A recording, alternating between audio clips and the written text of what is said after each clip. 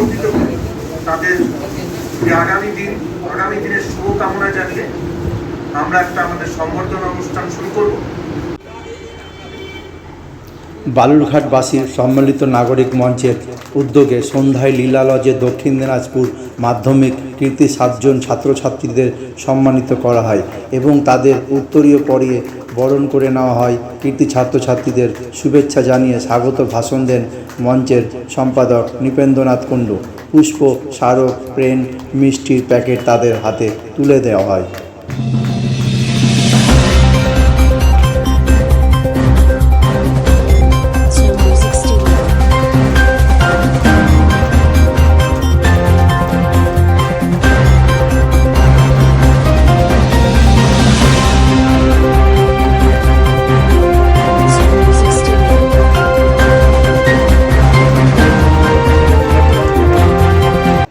এই ঘটনাকে তুলে না ধরতেন তাহলে আজকে বালুরঘাটে হয়তো নাগরিক মঞ্চের অনেকেই জানতেই পারতেন না যে বালুরঘাট একটা নাগরিক মঞ্চ আছে। এই সাংবাদিকদের কাছে আমি চিরকৃতজ্ঞ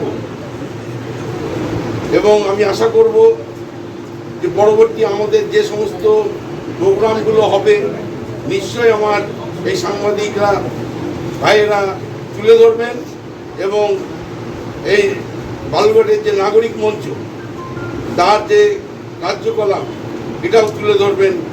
এই বলেই আমি আমার এই কীর্তিমান ছেলেদের আশীর্বাদ করেই আমি আমার বক্তব্য শেষ করছি।